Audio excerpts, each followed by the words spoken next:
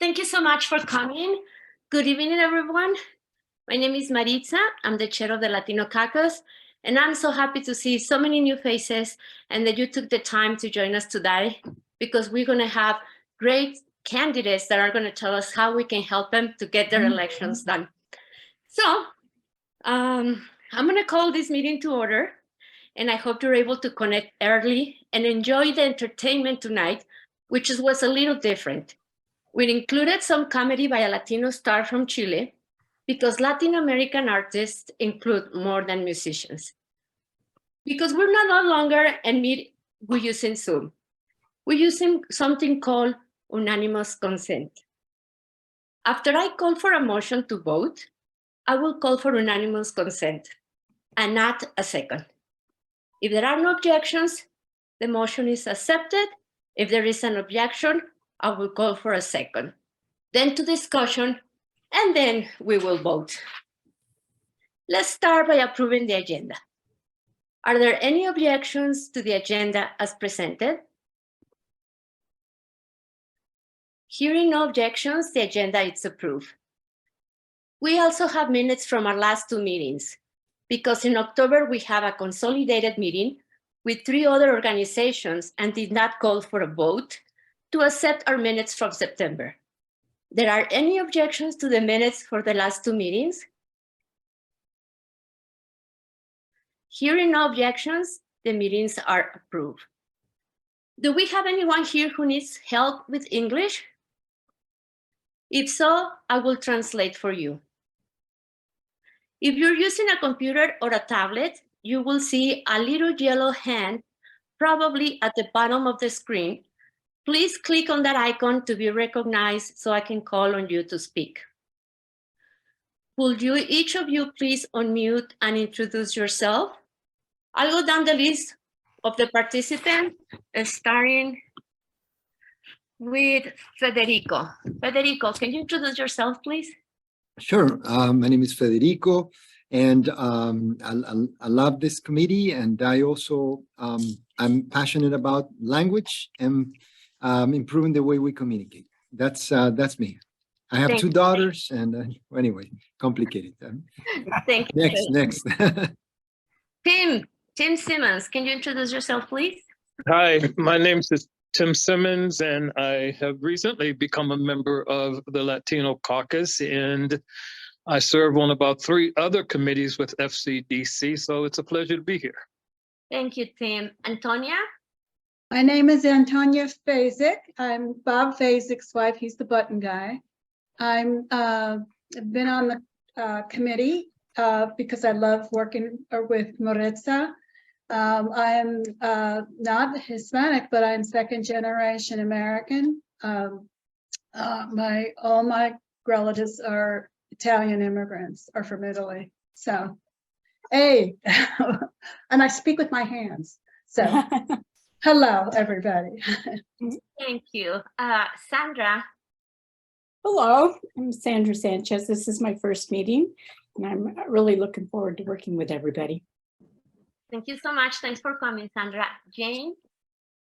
Hi, I'm Jane Barker, and I was a Spanish major in college. I worked with the Latino community for many, many years, mostly in the 7 Corners area. I'm just very excited that you're doing this. I'm also of Italian descent, 2nd generation. So thank you for all you're doing. And I'm also Senator Barker's wife. Thank you, Jane. Albert?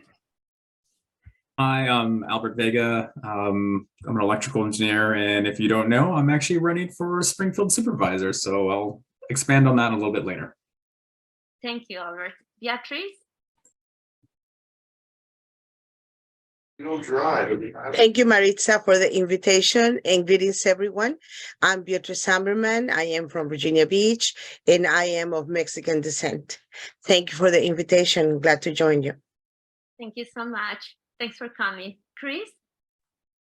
Hey everyone, Chris Falcon, original Latino Caucus member. I'm here in Mason District tonight, And my parents are from Peru and Ecuador, which I'm very happy to tell anyone about as early and often as I can on this campaign and in life in general. Good to be with you guys. Thank you. Ceci?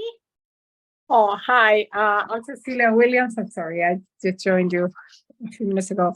I'm originally from Peru also, and I'm very happy to be here. This is my first meeting. I love Marisa. I love Chris, and I see familiar names like Beatriz. She's a wonderful lady, Federico, etc. And I'm looking forward to meet more people.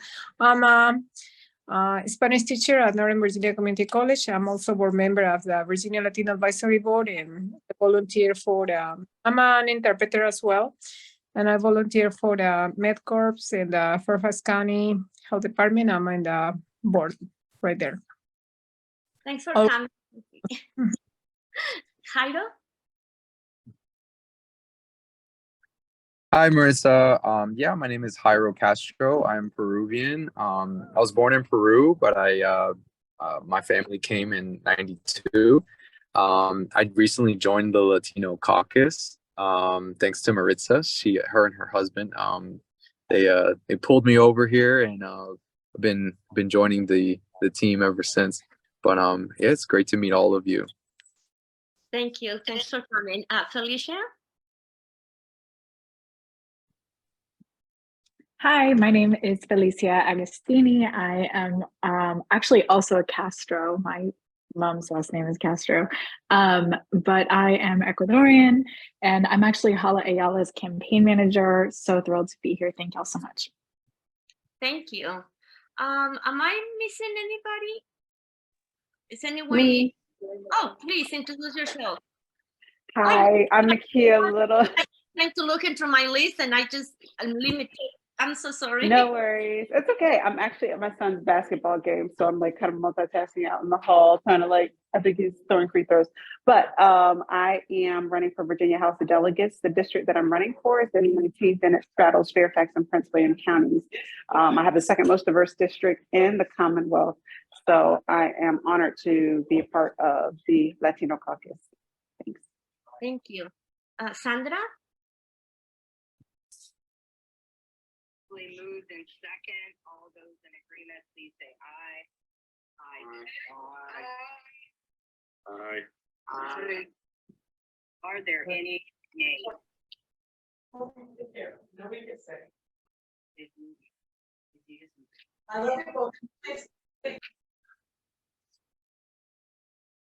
Okay, am I missing anybody? Hi there, Eddie Beto Velasquez. I'm the campaign manager for Albert Vega, and I am a proud Puerto Rican. Thank you, Albert. I'm sorry, Hi, this is Les Sonnenmark. Hello. Hi. Hi. All right. Well, I'm not Puerto Rican, but I did live in Puerto Rico for several years. Enjoyed it very much. Grew up in New York City. Enjoyed the diverse community, and I enjoy the diverse community in Fairfax County. And so I'm just very happy to be part of this committee and to help where I can. Thank you, Les. Now I think we are all in the house, unless I'm mistaken again. But Okay, I'm muted. Nope. Okay, thank you. I hope everyone has a chance to read our last El Boletín. It had 2 articles that were very close to home. Guerrilla Avias. It's an NBC special on Sunday, February 5th at 10 a.m. It's all about the horrible situation of families being separated because of deportations. Many of you met Karen Espinal at our first meeting. Her husband was deported to Honduras when she was 6 months pregnant with the 3rd child.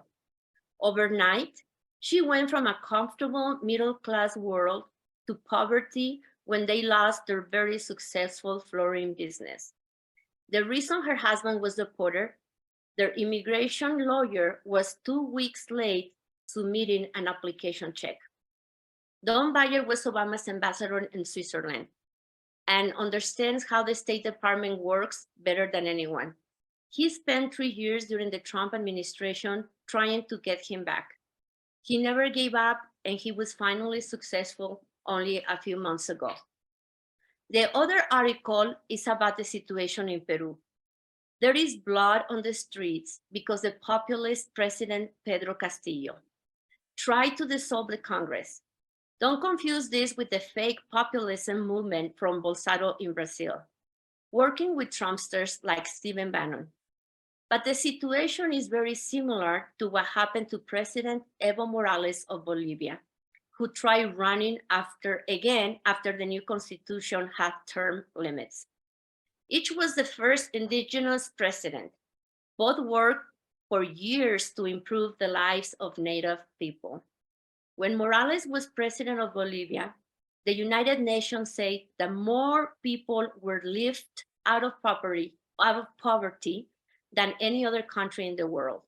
And Bolivia adopted a new constitution requiring the government to look more like the population, which resulted in the Congress being more than 50% women. I introduced Don Bayer to Bolivian Ambassador Pablo Canedo Daroca. Actually, he was charged of the affairs because the United States do not recognize Bolivia. Why? Because Bolivia is the second largest producer of coca in the world. But unlike Colombia and other producers, Bolivia sells 98% of their coca to surrounding countries to chewing, like chewing tobacco. Representative Don Bayer worked for 2 years trying to convince the Trump State Department that a leftist government was doing great things and that the coca was very different than Colombia, which, by the way, the United States recognized. Why did we report on these situations? Why not? Because the United States has never understood Latin America or the lives of the Latin Americans. We need to change that. We can talk more about it during the happy hour, but for now, let's concentrate on the elections. Let me see. I'm just trying to see if Elizabeth has joined us.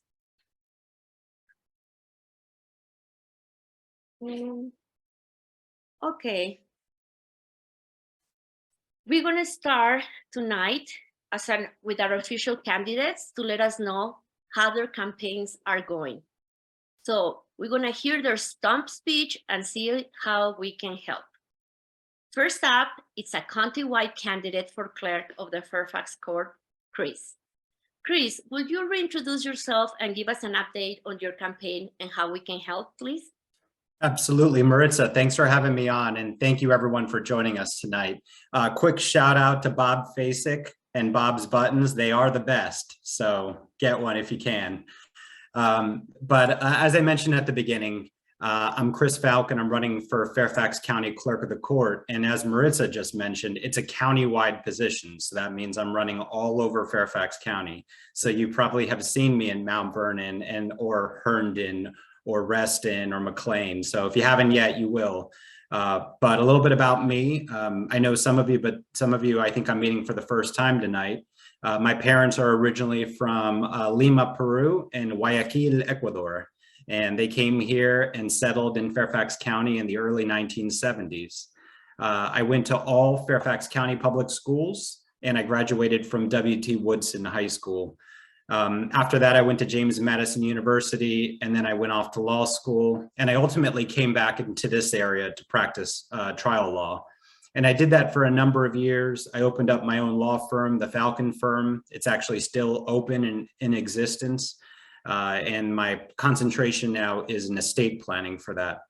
But in 2014, my life changed and I went to go work for the court system. And I went specifically to Arlington Circuit Court, to the Clerk of the Court's office, where I currently still work as Deputy Clerk of the Court and legal counsel in that office. The Clerk of the Court. So campaigning for that position has been interesting because very few people actually know what that job does. When I've been in backyards or kitchens, one of the first things people say to me is, that's an elected office? I had no idea that we vote for that position. What does that even do? And I'm not offended by that at all when people say that. It actually provides me an opportunity to tell them about the job and about this important position. But it's one of the 3 constitutional offices in Fairfax County. You probably are more familiar with the other ones, the sheriff and the Commonwealth attorney, but clerk of the court is the other one. And the best way for me to describe the position is it's like if you picture the chief judge as a CEO, the clerk is like the COO, the chief of operations. We are managing the behind the scenes operations every single day at the circuit court.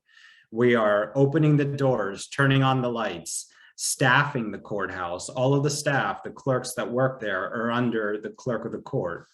We issue all the marriage licenses for all the people that want to apply to be married in Virginia. You have to legally have a marriage license first. We record all the deeds. Anytime someone wants to buy or purchase property in Fairfax County or Fairfax City, because the city is part of our jurisdiction, those deeds get recorded with the clerk of the court. We're also the office where people come and register their wills, where notary publics come to get sworn in. And there's 800 other duties that this office is assigned. And many of them are administrative, but some actually are very important to public safety. You guys may not be aware of this, but the clerk of the court is where people file their applications to be concealed handgun carriers. So all of those applications come through our office. And one of our important jobs is making sure that every single one of those has a background check performed. And the staff that I manage take that very seriously to make sure every single one has a background. Because every now and then you may get someone that says, I don't need to go through a background. I already had one and I'm just renewing. No, not so fast. You need a background check performed as well. Emergency substantial risk orders come through us. They're also known as red flag law cases. So when law enforcement has deemed that someone is a harm to themselves or to someone else, they can confiscate their weapon and give them a hearing date. Those cases come through my office. And that's another thing that we take very seriously at the clerk of the court. But as you can see, it's a very job with a lot of varying different tasks. But the problem that I think we have right now with the Fairfax clerk of the court's office is that it's not accessible to all residents of Fairfax County. It's really only accessible to the people that can drive themselves to the courthouse on a work day and park in the parking garage and go do their business in person, because the office is really relying on in-person transactions to do everything. That doesn't work for a lot of the people that I've been speaking to that don't have paid time off, that don't have childcare, that don't drive their own vehicles. So it's very friendly for those that have means, but not for everyone else. I want to change that.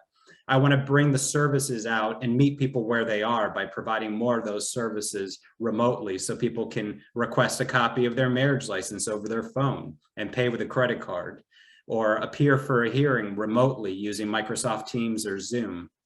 I know this is possible because other courts are doing this, but Fairfax, which is one of the largest, richest counties in America, should have the same technology as the other counties in Virginia that are using those. So on day one of the first things I will do is get us on that technology. You may be surprised to know that if you guys get sued in Fairfax Circuit Court tomorrow, you can't go online and find the case information for free. It's blocked behind a paywall in Fairfax. You have to pay $150 to get that case information and find out who is suing you, what they have filed. I will bring down that paywall on day one and get us on the Virginia Supreme Court system that allows you to get that information for free. So that's another part of the problem. It keeps, you keep noticing a recurring trend. You have to pay for your own information. You have to pay to go there in person and take time off during the regular workday, if you even have paid time off. A lot of the people I've been talking to don't. So there's an enormous equity problem, and I will run on increasing equitable access and getting us on the online case information system. The other thing that I'm very passionate about is delivering better service to our residents. We have a lot of people in our community that English is not their first language, my parents included. When you go to the courthouse, there should be staff there that reflects the diversity of the county that we live in. So I will hire a diverse work staff that speaks different languages. And that includes Spanish, Arabic, Amharic, Farsi, you name it. We want to have an office that looks like Fairfax County. The other thing that I want to do is improve efficiency as well. There should be a document request portal on the website that allows people to request their deed or their marriage license or their name change order and pay with a credit card and have it emailed to them. Right now, if you want to get those things, you got to go in person or you have to mail a request with a certified check or a money order to get those documents. It's very prohibitive for a lot of people that don't have means to those things. So just looking at this office with an eye towards equity and making sure that it's an office that all Fairfax County and Fairfax City residents can access. Where are we with the campaign right now? We are signing petitions. So if you are open to volunteering and taking one of my petition forms around your community, I'm going to put my email in the chat in just a second, and we'd love to have your help.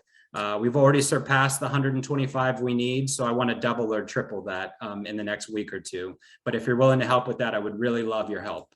The other thing we're doing is house parties. This weekend, Saturday in Lake Barcroft, Holly Hazard and Jane Materna are hosting a house party for me. So if you can make it, I'll put details about that in the chat as well. But my other ask is if you live in the county or in the city and you're willing to host a house party, let me know. Send me a line on my email and we'd love to have your help. But right now, this campaign is about getting the word out about this very important office that only comes around every 8 years, like Maritza put in the chat there. And I would love your help making sure that we can have a clerk that's a clerk for all of us. Thank you guys. Happy to answer any questions whenever at the end, if you have any. Thank you so much, Chris. This is a great opportunity for all of us to learn more about what happened in our county. Please make sure that you ask some questions to Chris, that this is our only chance that we have today to see how we can help and to learn from him. Does anybody wants to ask a question? Okay, Ceci.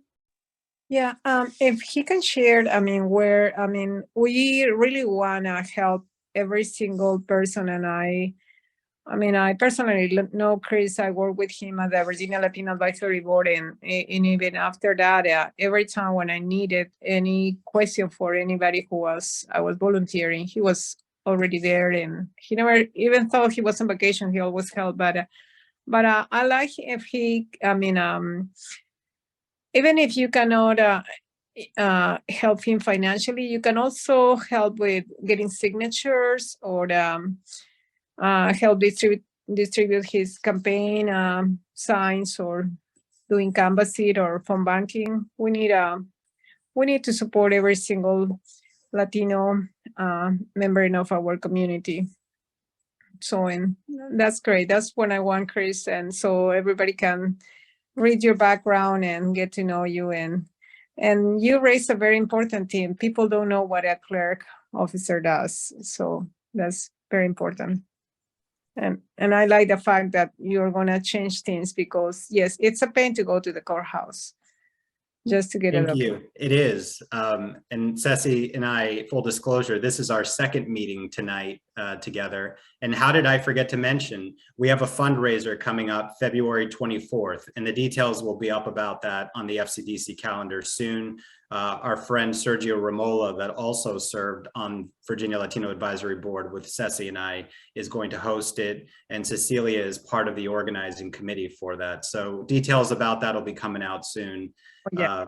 But thank you, Ceci. Peruvian food and music, and it's gonna be really fun. It's a Friday night. Thank you. Don, you have a question? You're muted, Don. Don, you're muted. I'm sorry. Yeah, Chris, I was just wondering whether you heard whether the current incumbent is running for re-election. Great question. Mr. Fry is retiring this year after 32 years in office. So there's an opportunity there. It's an open seat. This position has been, from what I can tell, Republican held and controlled for generations. So we have an opportunity to elect a Democrat clerk for the first time in my lifetime. And how did I bury the lead? If I'm elected, I would become the first Latino to be elected clerk of the court in Virginia history. That's 400 years, not a single one yet.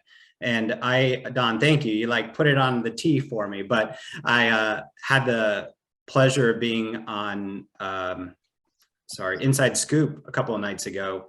And I mentioned there's been many of us who have been deputy clerks, but not yet has there been a Latino that's risen to be elected clerk of the court. I hope to be the first, and I appreciate your support, everyone. Well, that's where we come in, Chris. We're gonna make sure that you get that position. So we're gonna be watching your back and helping you get there. Thank you. So moving on, I would like to introduce someone I consider a friend and a political hero, someone who knows how to win an election in Northern Virginia, Elizabeth Guzman. An immigrant from Peru, Elizabeth is one of the first 2 Latinos elected to the House of Delegates after winning her election in 2017. I'm flipping the 31st district. Shortly after her election, Elizabeth was invited by then Speaker Pelosi to give the 2018 Spanish language response to Trump's State of the Union. Elizabeth, would you share your ideas and how to win an election and tell us how we can help you become the first Virginia State Senator from the 29th District? Sure. Well, hello, everyone. Buenas noches. I am Delegate Elizabeth Guzman, and I'm extremely excited to see the Latino candidates running in Fairfax County. Kudos. And, before I start, I'll be remiss if I don't mention that they could reach out to me for anything that I could do for them to help them to get elected. I think I'm currently representing the 31st District in the House of Delegates, which includes parts of Prince William and Fauquier County.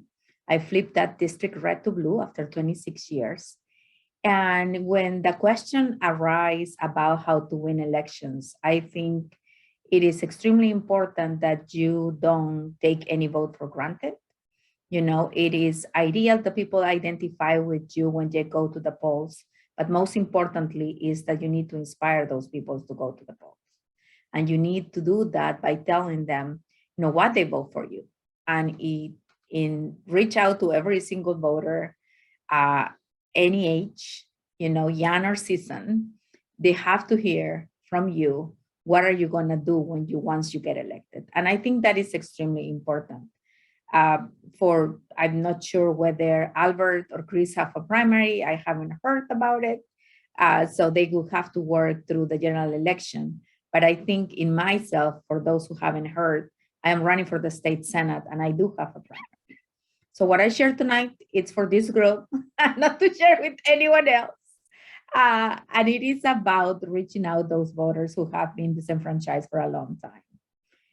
I like to reach out to voters who are Latinos. And since I was elected, people asked me what will be my strategy to win. And I said, well, I will ask Latinos to vote for me. And people will laugh at me and said, oh, they never vote. Well, let me tell you that they do. They do vote when you ask them for their support and you give them a message to vote for you. I have done it successfully in 2017. I won by 10 points and defeated the Vice Chair of Appropriations in the Republican Party and the Chair of Public Safety, who was well-funded. And I did it by, just inspiring new voters, young voters. I would recommend candidates and volunteers to get your training and credentials so you can register people to vote. With me tonight is Sam Guerrero, who is my outreach director. He has seen how we go to when we are knocking on doors, we go and immediately, if there is a young person and I always inquire about other members in the household. And when there's a young voter and one of the parents tell me that person is not registered to vote, immediately I drop everything that I had to do and stop that conversation and help that person to register to vote. And then, of course, reach out to your voters if you have a primary voters, if you have, general election voters. And many of the trainings that I had, it's always you have to develop your portfolio.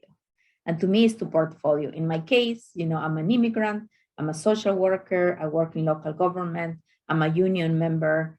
So I am going to target people who are immigrants in my district. I'm going to target people who are Latinos, but I'm also going to talk to Democrats and super Democrats that are going to vote in every single election. And I think that that is extremely important when you go and talk to voters. And that's how we have flipped, Prince William County as well, the County Board of Supervisors. We have the supermajority in the, school board as well. And more recently, we had elected Abigail Spamberger and Jennifer Wexton as well. By talking to voters, minority voters that are going, we have to reach out to them and tell them why they need to vote for us. And, our message is the message that resonates with people of color. I think from the state level to the, I can speak with this for the state level that we have been here, not just to talk the talk, but actually walk the walk and deliver an agenda that will improve the lives of every single Virginians. And that's what I would recommend. Don't take anything for granted. For those who are, in the Democratic Committee, I will invite them, to send letters to those people who are recently moving to Fairfax County, to young voters, to high schoolers, to invite them about, to connect to the party, to become members, and then become volunteers. And that's what I'll do in my district as well. I spent a lot of time going to high schools. I go to elementary schools, middle schools, and I challenge myself even to go to red areas. And the reason why I do it is because when I speak with young voters, what I see is that they never have heard anything different than what they hear from their parents. So it is important that they listen. What do we care about as Democrats? What do we do when we are elected? And I've been extremely successful. We have now Democratic clubs in every single high school in Fauquier County, which is super red.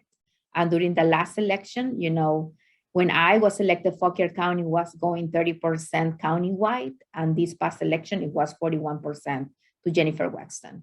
So don't give up. Don't take any vote for granted. Talk to those who are willing to speak with us and make your case and ask them to vote for you. And Maritza also asked me to mention about my candidacy. So yes, I am running for state senate this cycle. Unfortunately, after the redistricting, I did not support the bipartisan redistricting commission because I knew that would hurt people who look like me. And in fact, that's exactly what happened. They paired me with another delegate who is Black, and I had to make the decision whether to run for the House or run for the state senate.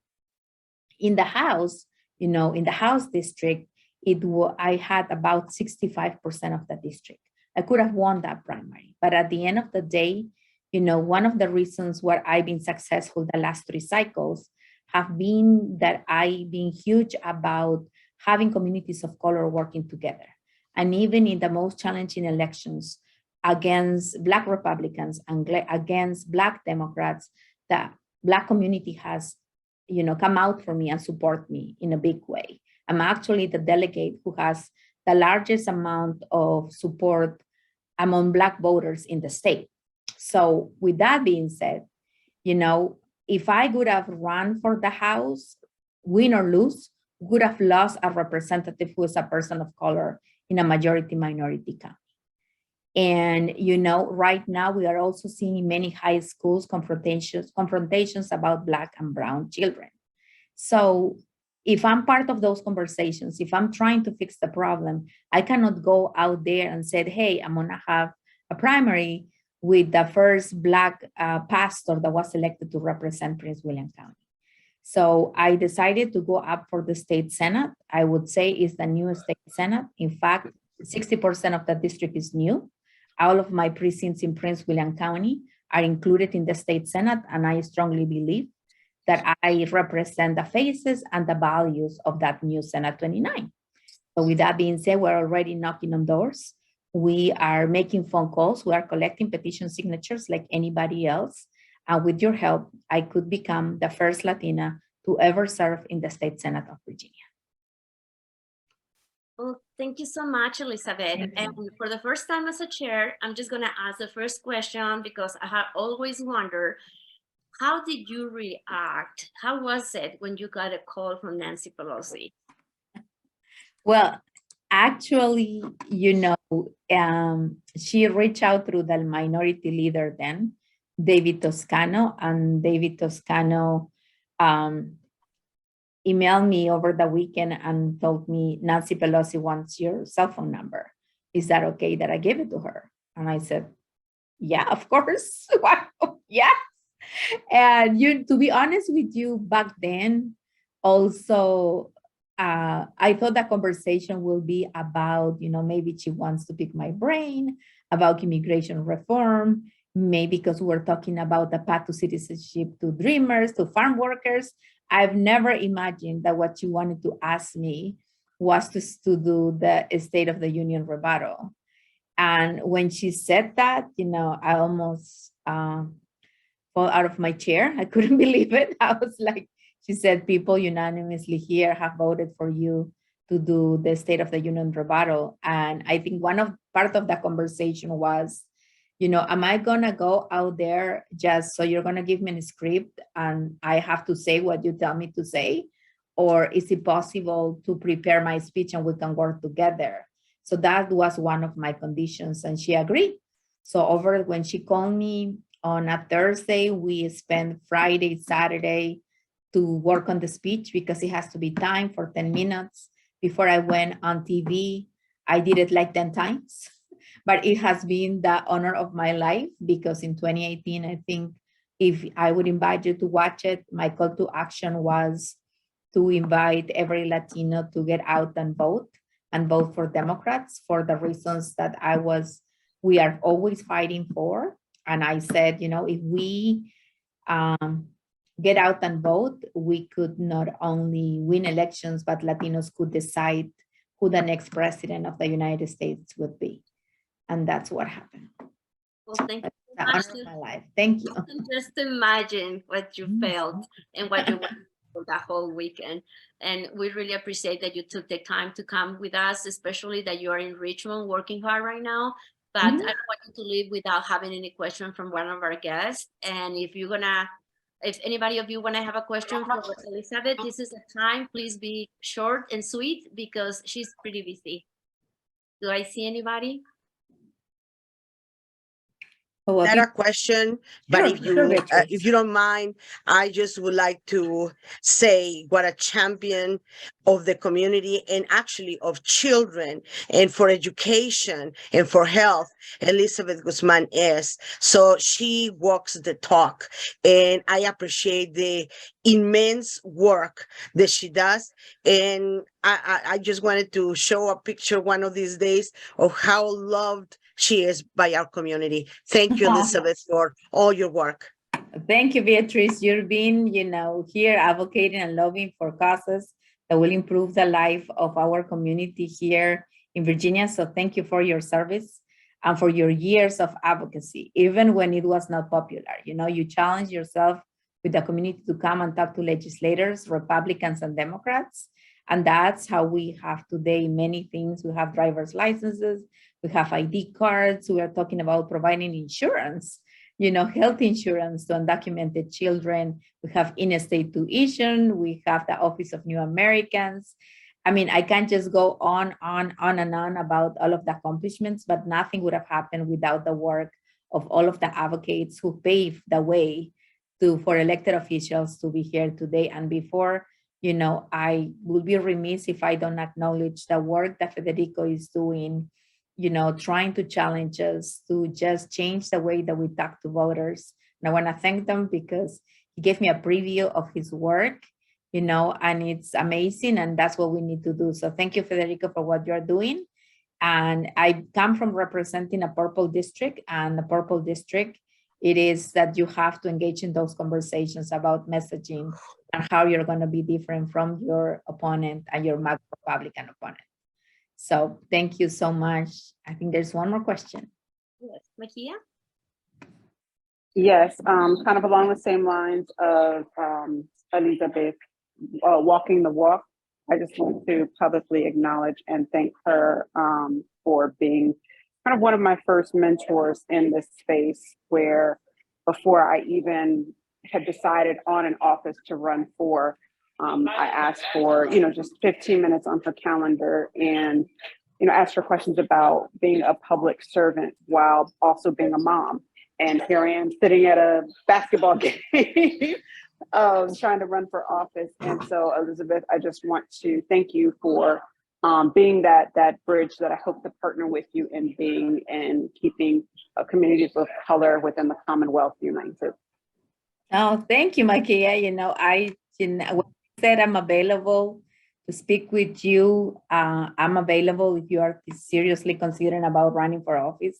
It requires a lot of sacrifice, but Makia also started as an advocate herself, when she has attended herself, and you probably know about her personal story, but she's actually a TJ graduate, and she saw how the system was not working for many people of color in the Commonwealth. So after she graduated, she has been on the forefront of that fight so we can expand opportunities so everyone has an equal chance to get into governor schools.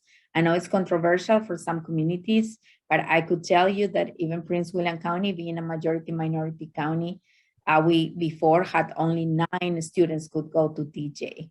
And we are the second largest population in the Commonwealth. So, I want to thank her for her advocacy efforts as well. And look at now, she's running for office. So guys, every single one here could do it. So let's go and let's work together and let's go win. Thank you. Thank you so much. Well, Elizabeth, as again, please make sure that you let us know what are you doing in your campaign so we can echo all your events and all the help that you need so we can get more people join your campaign. Thank you so much. Thank you. Thank you so much. And I believe Sam has dropped, Sam Guerrero, who is my outreach director. He's dropping up some, links if you would like to help us make history. Thank you so much for having me. Latinos, Fairfax Democrats. Sí se puede. Thank you. Bye. Thank you. Bye. Thank you. Good night. For some of you that join us a little later in our conversation, just let me tell you that some of our local candidates have joined us tonight. You have probably met them before, but now they are actually running a campaign, getting signatures, raising money, getting out to spread their message. Tonight, they come as official candidates to let us know how their campaigns are going, hear their stump speech, and see how we can help. Okay, so next is someone who's working to flip the last remaining Republican supervisor seat. Albert, will you reintroduce yourself and give us an update on your campaign and how we can help, please? Yes, Maritza, thank you very much. Again, good evening. My name is Albert Vega. I'm originally from El Paso, Texas. Both my parents grew up in the States, but a lot of my family is either from Chihuahua, Mexico, or I had a great grandmother that had a small farm in Aguascalientes. So again, like Maritza said, I'm running to be the Democratic nominee for the Springfield District Supervisor. Again, thank you very much for allowing me to speak about my campaign. I feel like I'm a little bit different of a candidate. I'm a PhD engineer who co-founded a small business here in Northern Virginia. It's called Building Momentum.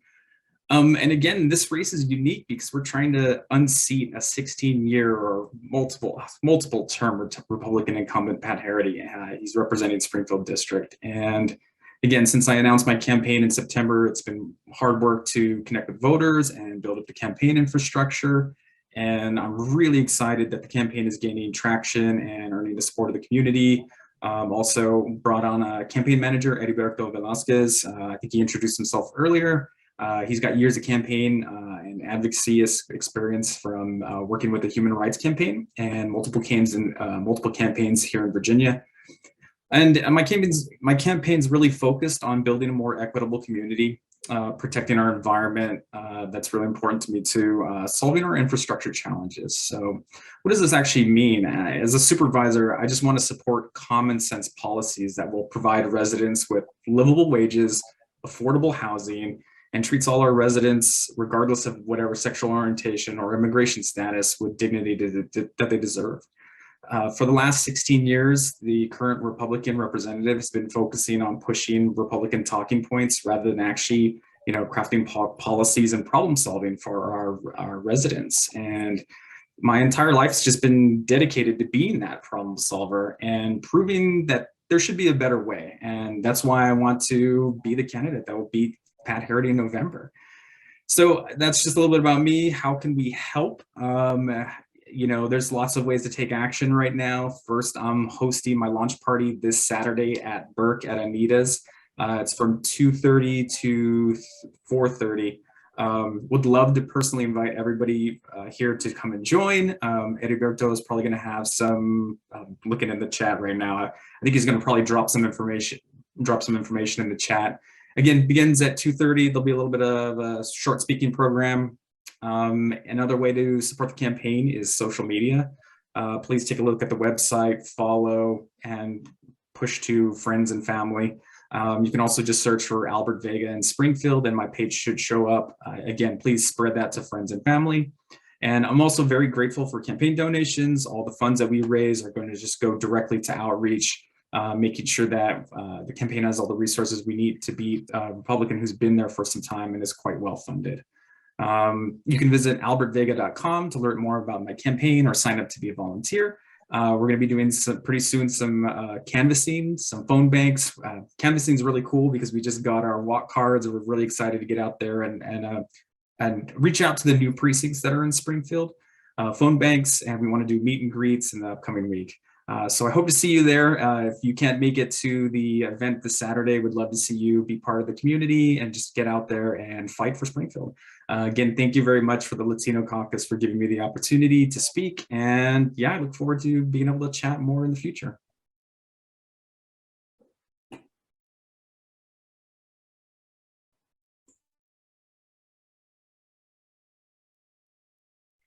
You're muted, Maritza.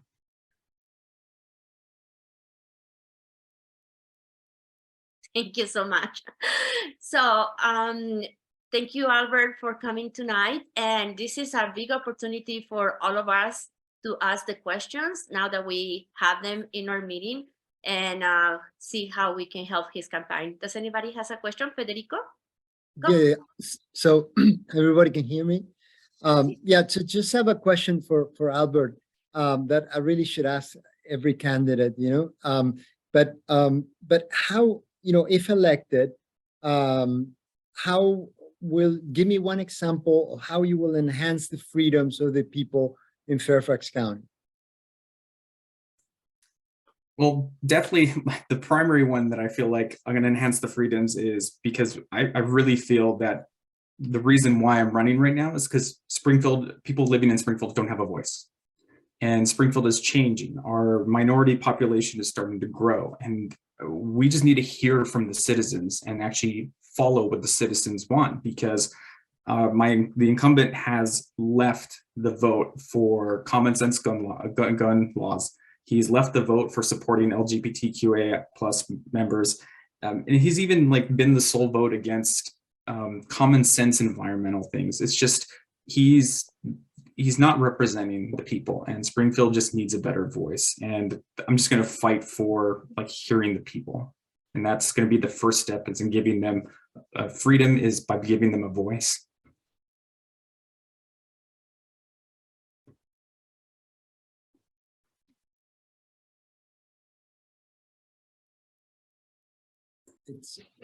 You're an awesome candidate, Albert. Thank you, Federico. I greatly appreciate it. Thank you. People of Springfield are lucky. Okay, anybody else? There's one question in the chat. Albert, I'll just read it to you. It's why has Springfield been Republican for all these years? That's a good question. I think like this whole area has been either red or purple and has been slowly changing as demographics have slowly changed. And I think my cat is trying to break into my room. And I think one of the things too is that like it's also part of the actual district. There's a lot of big houses where it just, you know, a little bit of money exists, and I think that might be a factor about it.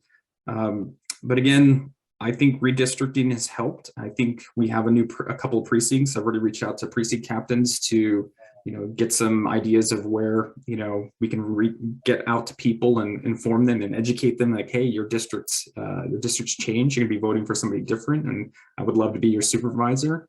And I think there's great opportunities to, again, just be out there and use common sense. And I think a lot of people are tired about partisanship. And I mean, I know that, like, if you just look at me, a lot of my beliefs are strongly Democratic, but I also just want to go with a common sense problem solving approach. And I think that generally tends to bring people together instead of putting them head to head over politics. Okay, thank you so much, Albert. Anybody else? Well, we're gonna still have our happy hour. Everybody's welcome to be here and ask more questions. For now, we're gonna have someone has been in the caucus for the beginning and is running for delegate and is one of the new districts. Makia, would you please reintroduce yourself and give us an update of your campaign and how we can help? Absolutely. Thank you so much, Maritza. You and Gil have just been a whole blessing to me and this campaign. And I also would love to acknowledge two of my team members from the very beginning, Matt Renninger and Federico Cura, who have definitely been partners in this journey that I would not have been able to be where I am now without their support. Good evening, everyone. I am Makia Little, running for Virginia House of Delegates to represent the newly drawn 19th District, which covers portions of Fairfax and Prince William counties. I've got Fort Belvoir, Lorton, Mason Neck, and North Woodbridge along the Route 1 corridor, everything east of I-95. And I am running to help unite our community so we can solve problems that impact our shared prosperity together. I am a 16-year FBI veteran, 3 of which were spent at CIA. I'm a 26-year resident of Woodbridge, graduate of Thomas Jefferson High School for Science and Technology, a survivor of domestic violence, and a mother of 3 Prince William County Public School students. I, along with Elizabeth Guzman, am really hoping to be that bridge, which is absolutely perfect for the district that I am vying to represent, as it literally straddles Fairfax and Prince William County. Geographically, it's about 60% Fairfax, 40% Woodbridge, and voter-wise, it is 60% Woodbridge voters, 40% Fairfax County voters. One of the things that I have enjoyed learning in this journey is how many issues are shared between the Black and Hispanic communities, and how I feel there's also been almost an intentionality in keeping us divided, because I think once they know we unite, it's going to be a problem. But I did have the pleasure of attending the advocacy days with CASA last week. And as I tried to just be a fly on the wall, I couldn't help but engage. There were some high school students there advocating for ELL resources being added to their schools. And one of the things that they brought up that I never would have considered is that challenging phase of graduating from high school without counseling services in Spanish. And thinking back to when I was in high school, I remember how complicated of a journey that was to navigate. And I was a second-generation college student speaking English. So imagining what that's like for a native Hispanic speaker or Spanish speaker and potentially a first-generation college student, I actually started a conversation with one of the delegates, Clint Jenkins. And as she was being interpreted by a gentleman who was bilingual, I was interpreting from him that into policy. And so we kind of had this like 3-way interpretation chain where it's going from Spanish to English to policy right there in that room. And that is essentially the bridge that I'm hoping to become. How you can help our campaign right now. We are going to start having community office hours starting this weekend in Woodbridge at a location called Veterans Growing America. I am also the door of Army officers and an FBI special agent. But at those community office hours, we'll obviously be offering a candidate meet and greet, merch for purchase, donations, obviously, and signs. We'll also have, as Elizabeth highlighted, bilingual voter registration. So I am certified to register voters to be registered with the state. And we'll also be doing a rolling canvassing launch. So if you have a few hours available during one of our community office hour sessions, you can literally just come through. We'll post that information tomorrow on social media. Grab a packet, grab some lit, and help us knock doors. One of the things that we also discovered is in Woodbridge specifically, there are communities that are majority Hispanic, and the discomfort of having I get it. My bad. A stranger knock on your door who doesn't speak your language, isn't from your community, with a clipboard is terrifying. And so we are hoping to specifically have bilingual volunteers knock in those communities just to assist with the comfort level of signing a petition, giving your information, and explaining in their native language what that the purpose of signing petitions, because it's a blind trust situation for some voters or some citizens who aren't yet registered to vote. Another thing that we are going to be doing is having a community fair that's going to be an HBCU, Hispanic Serving Institution, labor and entrepreneurship fair. That's going to be at Northern Virginia Community College, Woodbridge campus. And we would really appreciate outreach on that front, attendance, and just really driving students, especially Black and students of color, to attend and participate in that event. And I will stop talking so that you all can ask questions. Thank you, Makia. This is our great opportunity for all of us to get involved in the campaigns and ask the questions to our guest speakers. Makia, she's been a great champion with the Latino Caucus, and she is been really working hard to make sure that people know that she's bringing the change to our community. So do you have any questions? This is the time. Or a comment. Oh, give her some support, good, nice words. Thank you. So the new 19th district is actually the second most diverse district in the Commonwealth. The first is Michelle Maldonado's. Mine is about 33% Hispanic, followed by about 24% white, then Black, then two races, then Asian. So the issues are just as diverse as the demographics, and that's why our platform is a bit bent, because it was literally like 20 different topics, but we're bending them into infrastructure, equity, and accountability. Thank you so much, Makia.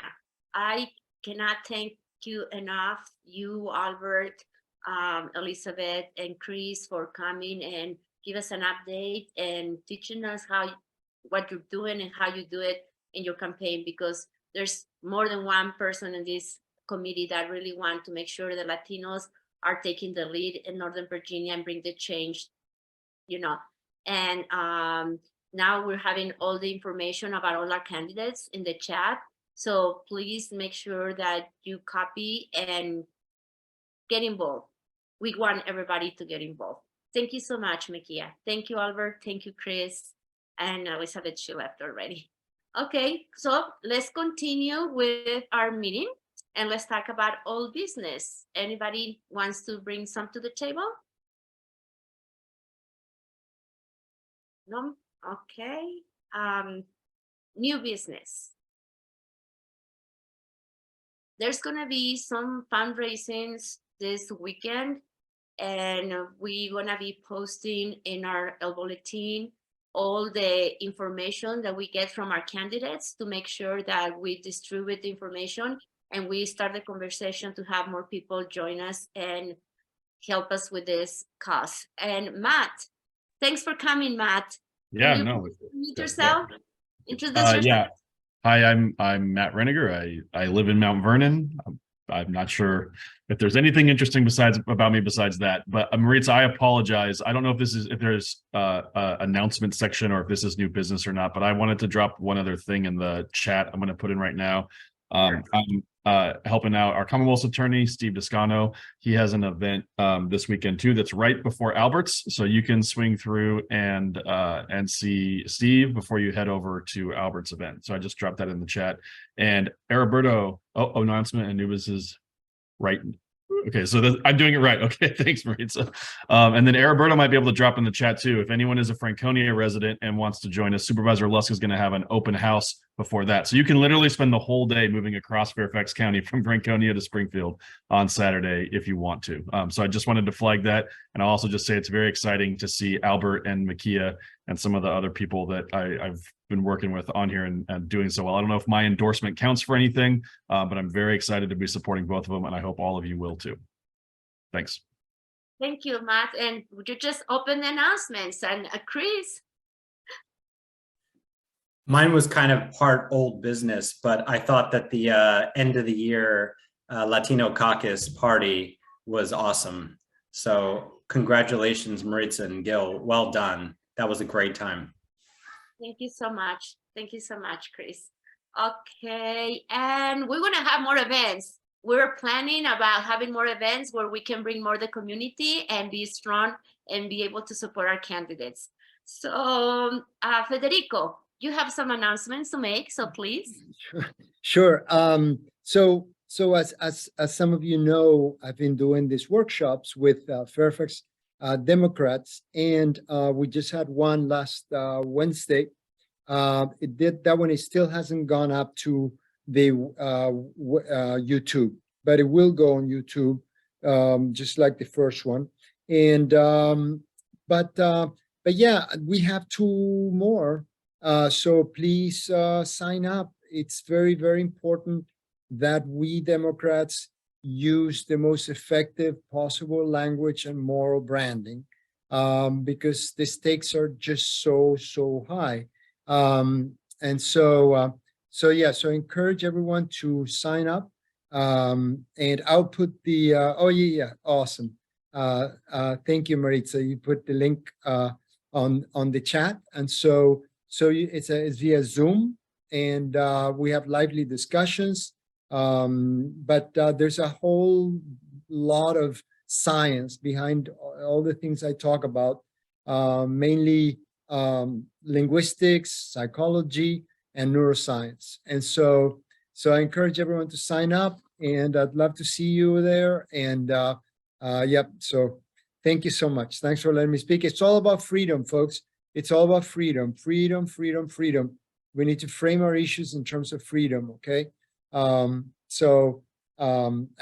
you know, if you come to the workshop, you'll learn a ton more about it and have opportunity to practice, etc. Okay, framing and freedom. Thanks, Maritza. Thank you, Federico. We always try to make our meetings short and sweet and interesting. So we are getting to our end of our meeting today. If anybody else have any other announcement, so I will please invite you to stay with us for a couple of more minutes, maybe 20, just to enjoy the conversation, grab the mic, and meet some friends and grab something to drink. So I really appreciate that you came, and I hope that the next meeting is gonna be full of energy and good news and challenges, and we can grow together. Thank you so much for coming and for making the time to be here. I really appreciate it. Thank you, and this meeting is adjourned. So I'm dropping the mic.